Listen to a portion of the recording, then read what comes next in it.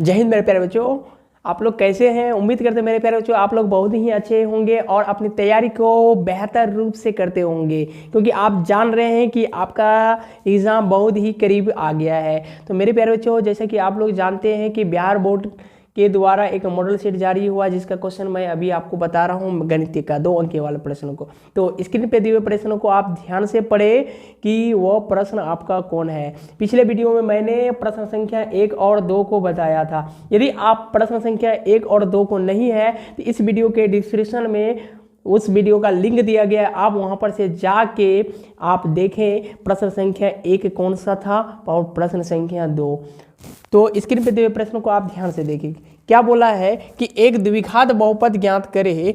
क्या बोला, एक द्विघात बहुपद ज्ञात करे जिसके शून्यंकों का योग √2 और 1/3 है। क्या बोला, एक द्विघात बहुपद ज्ञात करना है जिसके शून्यंकों का योग √2 और गुणनफल आपका कितना है, 1/3 है। ठीक है, चलिए तो जी देखिए, जो आपको दिया जाता है तो वो हम लोग क्या करते हैं, लिखते हैं गिवन दैट। गिवन दैट का मतलब क्या होता है, दिया गया है कि, जैसे हिंदी में क्या बोलते हैं, दिया है इतना बराबर इतना। तो आप जानते हैं ना, द्विघात समीकरण के 2 ही मूल होते हैं। तो द्विघात समीकरण के कितने मूल, तो बोलेंगे सर जी केवल 2 ही मूल होते हैं। कौन कौन सर जी बता दीजिए। तो बोलेंगे सर जी एगो अल्फा होता है और एगो बीटा होता है। क्या, एगो अल्फा होता है और एगो बीटा होता है, इससे ज़्यादा नहीं होता है द्विघात, क्योंकि 2 ही मूल हम लोग पढ़े हैं। तो वही सर जी, वही 2 चीज़ का ना योग दिया होगा। तो बोलेंगे जी सर जी यही तो दिया होगा, और क्या दिया होगा। तो देखिए इट इज वेरी सिंपल। तो देखिए 2 शून्यंकों का योग अर्थात अल्फा प्लस बीटा, इसका मान दिया है आपको √2। फिर बोला कि मूलों का गुणनफल आपको दिया है, शून्यंकों का गुणनफल कितना है सर जी, तो 1/3 क्या है, 3 है। क्या है, 1/3 है। तो ये अल्फा इंटू बीटा बराबर ये क्या है आपको 1/3 है। तो आपको क्या पूछा है सर जी, तो आपको द्विघात समीकरण ज्ञात करने बोला है। क्या सर जी, द्विघात समीकरण। तो अब क्या होता है द्विघात समीकरण, तो आइए द्विघात समीकरण का मानक रूप जानते हैं आप, नहीं जानते तो आइए ये दिखा देते हैं। ये x² + bx + c बराबर 0 के रूप में पुराना है, ऐसा ही चीज़ बनाना है, उसी को द्विघात समीकरण बोलते हैं। ठीक है ना, तो बोलेंगे जी सर जी ठीक है। तो लिखेंगे यहाँ पे द्विघात समीकरण या द्विघात बहुपद। द्विघात समीकरण को ही हम लोग क्या बोलते हैं, द्विघात बहुपद। x² माइनस सूत्र होता है alpha plus beta into x plus alpha into beta बराबर 0, यही होता है सर जी सूत्र। अब बैठा दीजिए, जो जो मान दिया है ना इसको आप जाके पुट कर दीजिए, पटाख से निकल जाएगा। झटाक से बैठाइए, पटाख से निकल जाएगा। ठीक है, बोलेंगे जी सर जी ठीक है। तो आइए आप बैठाइए। तो और क्या होगा, x² minus alpha plus beta, इसी को ना मूलों का योग बोलते हैं। 2 मूल को जोड़ देंगे तो उसी को ना बोलेंगे योग, तो मूलों का योग फल बोला है। तो ये क्या हो गया आपका √2, तो यहाँ लिख दीजिएगा √2 इंटू एक्स प्लस ये आपका गुणनफल क्या है 1/3 है बराबर 0। और तो x² माइनस √2x प्लस 1/3 बराबर क्या हो गया मेरे प्यारे बच्चों 0। और आप एलसीएम लीजिएगा तो क्या होगा 3, क्या होगा 3। अब देखिए इसके नीचे कुछ नहीं 1, तो भाग कीजिएगा तो 1 से तो कितना होगा, भागफल 3 ही ना होगा। अब 3 गुना x² कर दीजिएगा तो क्या होगा 3x², क्योंकि हम लोग यहाँ जानते हैं कि भिन्न का जोड़ और घटा हो रहा है। तो कैसे जानेंगे, इस पहले एलसीएम लिया जाता है, इसको सरलता रूप में लिखना है। तो एलसीएम लेंगे तो इसके नीचे कुछ नहीं था 1 1 1 और 3, तो 1 1 3 का एलसीएम क्या होगा 3 ना होगा जी। तो इसके हर से भाग करेंगे, एलसीएम में जो भागफल आएगा उसको फिर अंश में गुना करते हैं।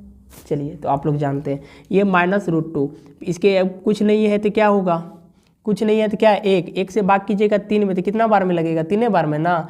जो भागफल आएगा उसको गुना, तो 3 गुना √2 करेंगे तो क्या होगा 3√2x प्लस, अब 3 में 3 से भाग कीजिएगा, भागफल कितना होगा जी, बोलेंगे सर जी 1 के तो होगा, क्या होगा भागफल 1 होगा, और 1 गुना 1 कीजिएगा तो 1 ही हुआ। बराबर 0। अब आप जानते हैं ये इधर गुना में, इधर क्या आएगा भाग में, तो बचा मेरे प्यारे बच्चों आपका क्या बचा, क्या 3x² माइनस 3√2x + 1 बराबर 0। यही आपका क्या हो गया, द्विघात बहुपद हो गया। यही क्या हो गया मेरे प्यारे बच्चों, आपका द्विघात बहुपद हो गया। ठीक है, तो उम्मीद करता हूँ मेरे प्यारे बच्चों यह प्रश्न आपको बहुत ही अच्छी तरह से समझ में आया होगा, कहीं भी आपको कोई दिक्कत नहीं पड़ा होगा। ठीक है, यदि आपको कहीं भी थोड़ा सा भी समझने तो वीडियो को पीछे कीजिएगा और फिर से आप देखने का कोशिश कीजिएगा। मुझे 100 नहीं 110% विश्वास है कि आपको ज़रूर ही समझ में आएगा। यदि न उसके बाद भी आपको कहीं भी दिक्कत लगे तो कृपया अपनी राय कमेंट बॉक्स में ज़रूर लिखें, ताकि मैं आपके उस कमजोरी को दूर करने का कोशिश करूँगा। ठीक है मेरे प्यारे बच्चों, तो आइए फिर इसके आगे अगला प्रश्न को देखते हैं, प्रश्न संख्या 4 को। तो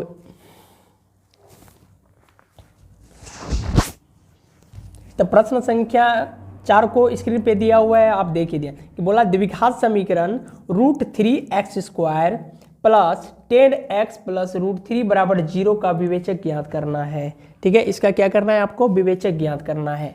तो आइए हम लोग विवेचक भी ज्ञात कर लेते हैं। विवेचक कौन सा भारी है, नहीं, क्योंकि हम लोग तो ऑलरेडी पढ़ चुके हैं। तो द्विघात समीकरण क्या है आपका, √3x 3√3x² + 10x + √3 बराबर 0। ठीक है, ये आपका दिया है और आपको क्या करना है इसका मेरे प्यारे बच्चों, विवेचक निकालना है। तो आइए हम लोग विवेचक निकालते हैं।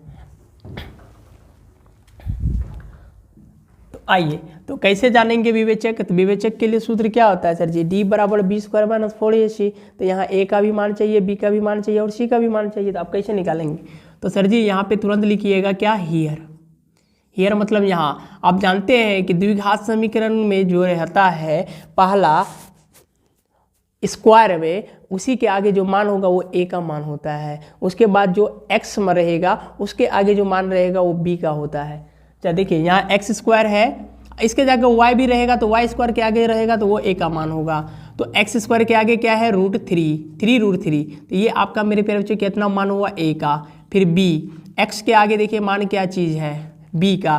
तो ये आपका कितना हो गया मेरे प्यारे बच्चों, 10। ये वाला वैल्यू किसका है, c का। तो c बराबर कितना हो गया मेरे प्यारे बच्चों, 3√3। तो d बराबर मेरे प्यारे बच्चों वाट। ठीक है, फिर से जाएंगे, x² के आगे जो वैल्यू रहेगा वो a का होता है, x के आगे जो वैल्यू होगा वो b का, और ये कांस्टेंट वैल्यू जो है आपका ये c का होगा। तो आपको पूछा है विवेचक, तो इतना लिख दिए।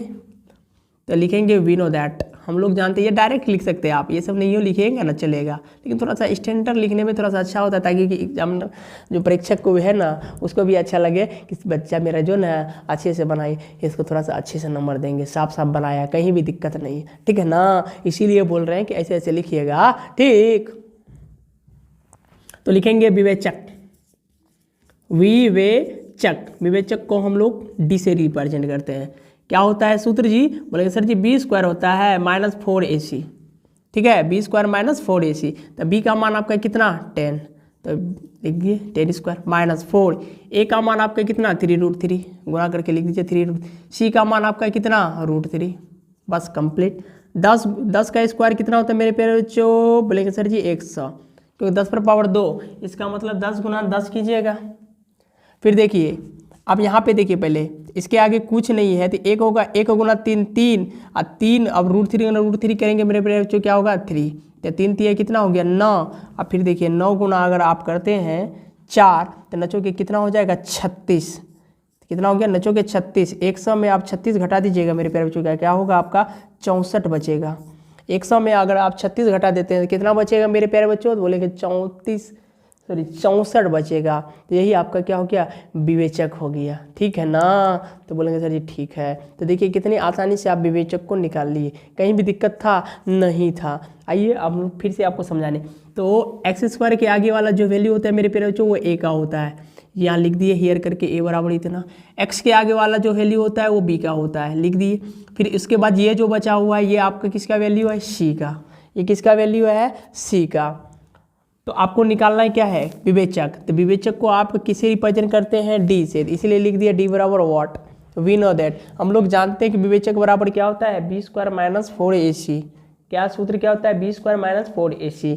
तो यहाँ लिख दी बी के जगह 10 का इसको लिख दिए, क्या है ये स्क्वायर था, स्क्वायर फिर 4, ए का मान आपका 3√3 गुना कर दीजिए, फिर सी का मान आपका √3, आप इसको गुना करिएगा, इसके आगे 3, इसके आगे कुछ नहीं, 1, 3 गुना 1 3 और √3 तो 3 3 कितना होगा 9, 9 गुना फिर 4 कीजिएगा 36, तो 100 में 36 घटा लिया मेरे पेरे जो कितना हो गया आपका 64 हो गया। कितना हो गया सर जी, 64 हो गया।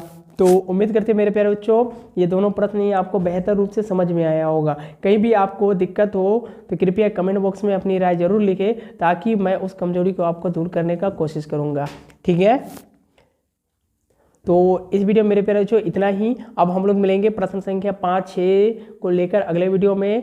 ताकि आप बोलेंगे सर जी छोटा छोटा क्यों बनाते हैं, छोटा छोटा इसलिए बनाते हैं ताकि आपको देखने में मजा आए, इंटरेस्ट लगे, बोर फील नहीं हो कि लंबा वीडियो बना दिए और आपको समझ में ही नहीं आ रहा है को, इसीलिए मैं छोटा छोटा बनाता हूं ताकि आपको भी अच्छा लगे, ठीक है।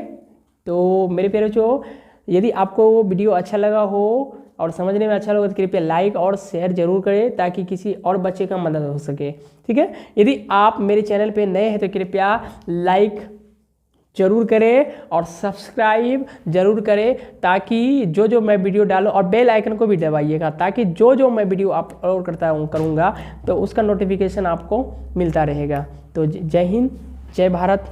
हम मिलेंगे फिर कल अगले वीडियो के लिए। Thank you.